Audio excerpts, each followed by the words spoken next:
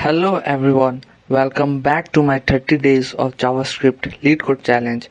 Today's problem is about running multiple async functions in parallel and recreating our own version of promise.all without actually using promise.all inbuilt function. So let's see what questions tells us. The question gives us an array called functions. Each element is a function. Each of those functions return a promise. They don't take any arguments. This promise all functions should start all these async functions in parallel, wait for all of them to finish. If all of them resolve successfully, our returned promise should resolve with an array of values in the same order as the original function's array. If any of the promises rejects, our returned promise should reject immediately without the reason of the first rejection. So we basically recreating the behavior of promise.all function, but we are not allowed to use promise.all, that is inbuilt function. So you can go through the examples. There are in total 3 examples, and now let's see the thought process. Now let's think how to implement promise.all without using promise.all. We need to first call each function in the functions array immediately to start all promises in parallel. 2. Keep an array results of the same length to store resolved values in their respective index. 3. Count how many promises have finished successfully without something like completed equals to 0. For each promise on .then value, store the value in result of I, increment completed. If completed equals to functions.length, resolve the outer promise with results.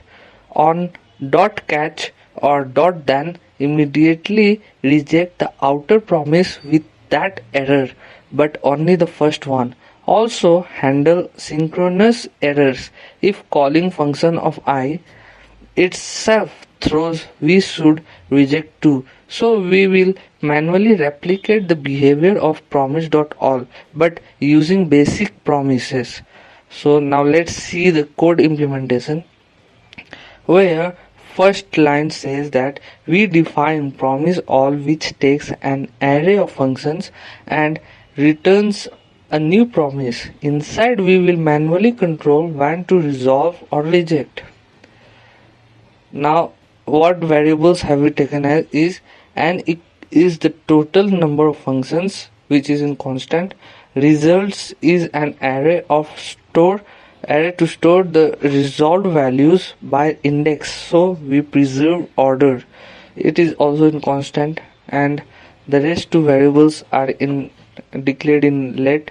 So completed tracks how many promises have successfully resolved, and rejected is a flag to make sure we reject only once on the first error. Over here we use for each function in the array. We immediately call function of I to start all promises in parallel. We wrap this in a try block in case the function itself throws synchronously. Here we have used .then. If we already rejected earlier, we just ignore. Otherwise we store the resolved value at result of I. We increment completed. If completed equals n, it means all promises resolved successfully, so we call resolve. And at last in catch block, if a promise rejects and we haven't rejected before, we set rejected equals to true. We reject the outer promise with that error. Any later resolutions or rejections are ignored because rejected is now true. And at the catch function, if calling function of I itself throws an error, we immediately reject the outer promise with that error.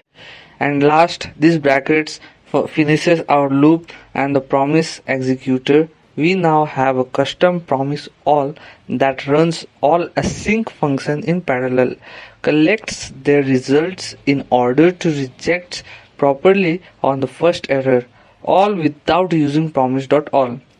Now, that's how we recreate promise.all from scratch.